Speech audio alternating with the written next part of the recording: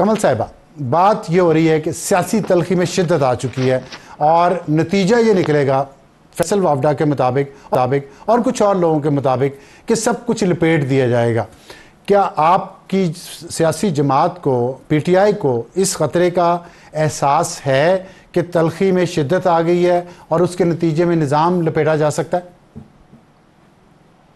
बिस्मिल्लाहिर्रहमानिर्रहीम। Thank you very much Afsar साहब, आपने इनवाइट किया। देखिए, तलखी तो बहुत अरसे से बढ़ रही है, कभी बढ़ती है, कभी थोड़ी सी सबसाइड करती है, लेकिन कमी नहीं आती उसमें।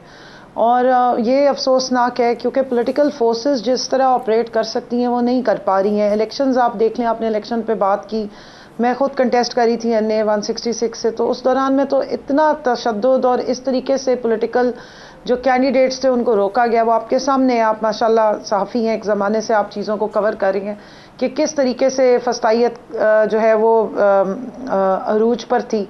तो उससे तलखियाँ ख़त्म तो नहीं होंगी, बढ़ेंगी ज़ाहिर है। और जब आप इस तरह की मामलात होंगे, इस तरह के बयानात आएंगे, कभी आर्टिकल 6 की बात होती है, कभी कहते हैं जी 9 मई के मद में जो है वो काबीना से रिपोर्ट्स भी जाती हैं, काबीना के अप्रूवल से केसेस बनाए जाते हैं, तो तलखियाँ तो फिर बढ़नी है। अगर पॉलिटिकल फोर्सेस इस किस्म की बात करें, एक तरफ सुनने में आ रहा था APC बुला रहे हैं, दूसरी तरफ केसेस बना रहे हैं, फिर झूठे केसेस में इम्प्लिकेशंस कर देते हैं, अरेस्ट जो है वो अनवारंटेड अरेस्ट हो जाते हैं, बगैर बताए केसेस बन जाते हैं, केस बाद में बनता है, अरेस्ट पहले होता है। तो ये तो तरीक़ेकार ऐसे ही है।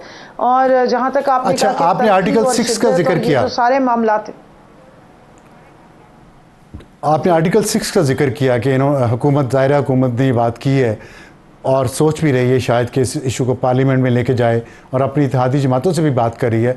लेकिन यही बात पीटीआई की तरफ से भी आ रही है कि खान जब बाहर आएगा तो जिस पे आर्टिकल 6 लग सकता है लगाया जाएगा। ये दोनों तरफ से बात हो रही है। और आज जो मैंने बयान की बात की है, उन्होंने कहा मैं किसी को ज़िंदा नहीं छोड़ूंगा। ये बयान सियासी जमात के लीडर से, जो पूरी कौम को इकट्ठा लेके जिसको चलना चाहिए, और उन्होंने कुछ दिन पहले ये बात की है कि फतेह मक्का की उन्हें एग्जाम्पल दी है कि मैं बाहर आके किसी से इंतकाम नहीं लूँगा। आज ये बयान है। तो ये जो हॉट एंड कोल्ड दोनों तरफ से चल रहा है, क्या दोनों तरफ के जहन में सिर्फ ताकत है और आवाम की भलाई या जमहूरी और सियासी रवैयों को मजबूत करने का कोई इरादा नहीं है?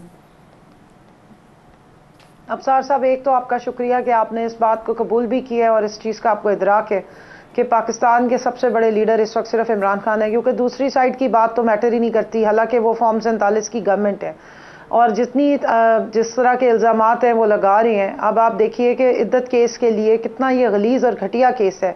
और मुझे इंतहाई अफसोस उस वक्त हुआ जब ना कोई सिविल सोसाइटी, ना कोई और जो सो कॉल्ड स्टेक होल्डर्स हैं ख़वातीन के राइट्स की और असम्बलियों में बैठी हुई ख़वातीन, किसी ने आवाज़ नहीं उठाई। ये मामला एक खातून का, एक साबिक़ खातून अव्वल का नहीं था, ये तो पूरे पाकिस्तान की ख़वातीन के लिए एक बहुत बड़ा सोशल इशू क्रिएट किया जा रहा था है।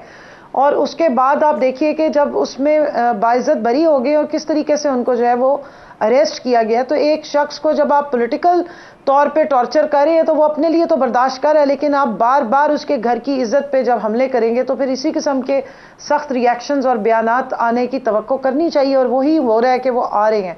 लेकिन जहाँ तक फतेह मक्का की बात की, तो वो तो हम खुद भी इस चीज़ से घबराते हैं कि खान साहब जो है वो बहुत जनरस हैं और अक्सर मामलात को जो है वो बिल्कुल चीज़ों को साइडलाइन कर देते हैं। लेकिन देखें, मेरी और आप, हम इस्लामी जमहूरिया पाकिस्तान में रहते हैं, मैं जमहूरियत की या डेमोक्रेसी की स्टूडेंट हूँ। एक मिनट दीजिएगा, मैं इस किताब को समझती हूँ जिसको आईन पाकिस्तान कहते हैं कि ये सुप्रीम है। अगर कोई इदारे या कोई लोग इस आइन को तोड़ते हैं तो मेरा नहीं ख्याल है कि मुझे और आपको इस आइन में दर्ज उसकी सज़ा से पीछे हटना चाहिए।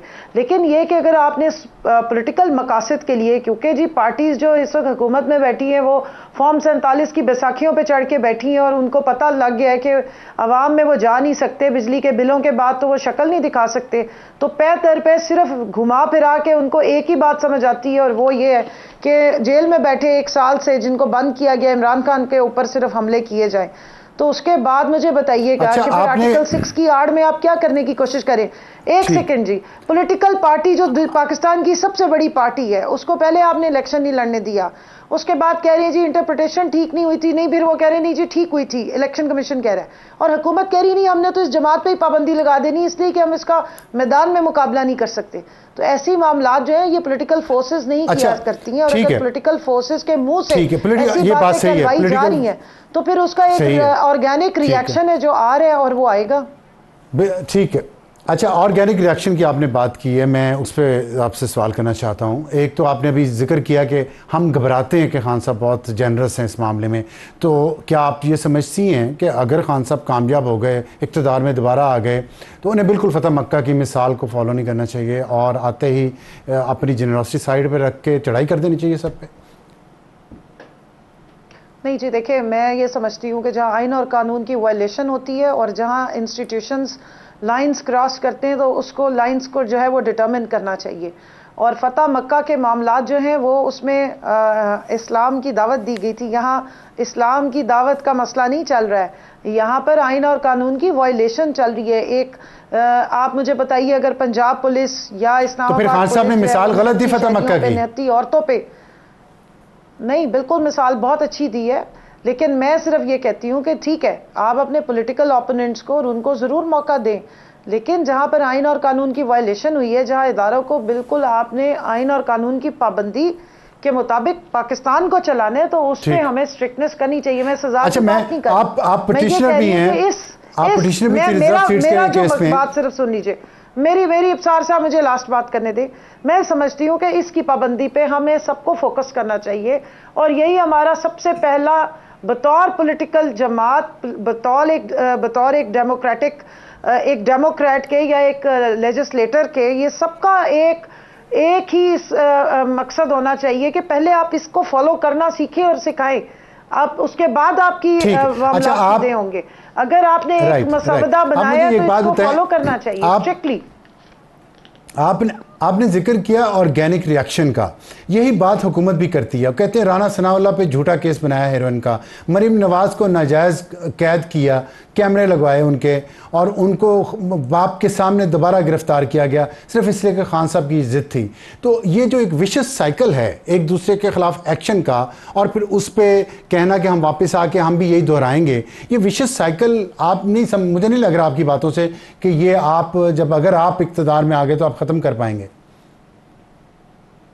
नहीं जी नहीं, आपने गलत अंडरस्टैंड किया। मैं पॉलिटिकल विक्टिमाइजेशन की बात नहीं करी, मैं ऑर्गेनिक रिएक्शन की बात करी। जब आप एक पॉलिटिकल पार्टी पे जिसके 2 करोड़ से ज्यादा जो है वोटर्स हो, उस पर आप पाबंदी लगाने की कोशिश करेंगे तो रिएक्शन। राना सनाउल्लाह के हेरोइन का केस, मरीम नवाज को गिरफ्तारी, कैमरे उनके वो जिन्होंने बैठ के लगाया था, ये ठीक है, वो जिन्होंने लगाया था वो अभी आप देखें पार्टी जो है ना वो इस वक्त इक़्तिदार में है, मरियम बीबी खुद इक़्तिदार में है।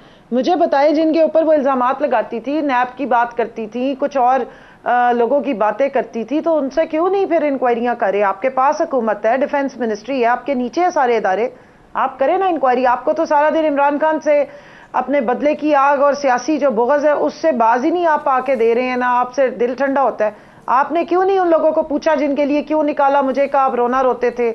आपने जो गुजरावाला में स्पीचेस जिस शख्स के खिलाफ की थी उसकी इंक्वायरी क्यों नहीं इनिशिएट की है? आपने इस्लामाबाद हाई कोर्ट के बाद खड़े होकर उस वक्त के सिटिंग कोर कमांडर के नाम लिए, आज आपने इंक्वायरी क्यों नहीं इनिशिएट की है? तो मामला तो फिर वही है ना कि जब आप इसको नहीं फॉलो करते और बैकडोर से आप आते हैं तो फिर ये मामला तो ऐसे ही चलते हैं। और आपने रिजर्व सीट का पूछ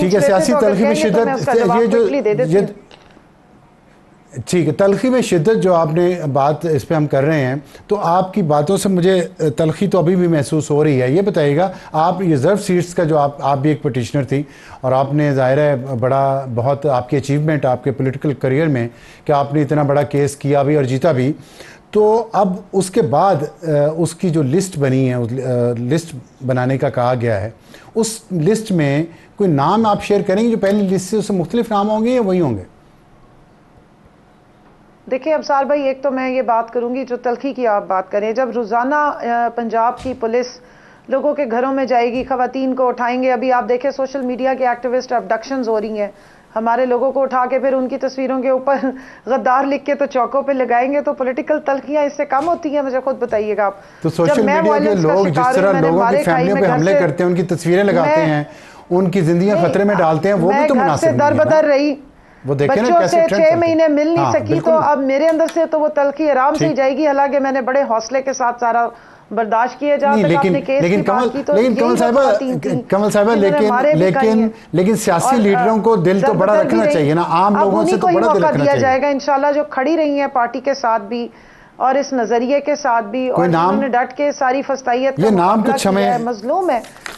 मैं ये नहीं कह रही आपके सामने मैं क्लियर कर दूं कि सारे पॉलिटिकल प्रिजनर्स की बात सिर्फ नहीं हो रही है, पूरी पार्टी की वो खवातीन जो हमारे साथ खड़ी भी रही, जिन्होंने प्रोटेस्ट में भी पार्टिसिपेट करती रही, जो बेचारी जेलों में भी रही हैं, जिन्होंने केसेस भी भुगते हैं, लेकिन वो इस पार्टी के साथ उन्होंने स्टैंड भी लिया और खान साहब के साथ भी स्टैंड लिया। डॉक्टर शीरीन मज़ारी होंगी उनके लिए इंशाल्लाह।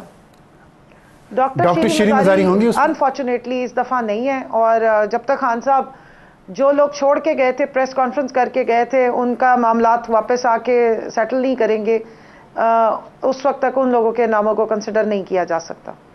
मलाइका बुखारी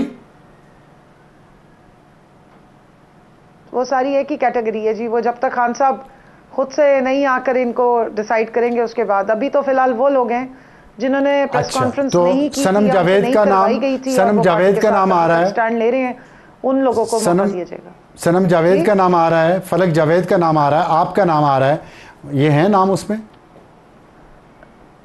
जी सनम का नाम मौजूद है, मेरा नाम भी यकीनन होगा, और आलिया हमजा हमारी बहुत बड़ी सुपरस्टार हैं, हमारी एक्स MNA है, हमारी रुबीना जमील साहिबा हैं जो एक्स MNA है और उन्होंने भी जेलें काटी हैं, और डॉक्टर यास्मीन राशिद हैं जिन्होंने जेल काटी, आयशा भुट्टा साहिबा हैं जिन्होंने जेल भी काटी, और जो पार्टी के साथ स्टैंड भी लेते हैं पुराने हमारी पार्टी के साथ मौजूद हैं। तो इसी जो पार्टी के मेन डाई हार्ट तैयबा राजा पार्टी के साथ, तैयबा राजा भी जेल में रही हैं और अभी भी हैं, उनके नाम है जी उनका नाम भी है, तैयबा राजा ने भी कुर्बानी दी।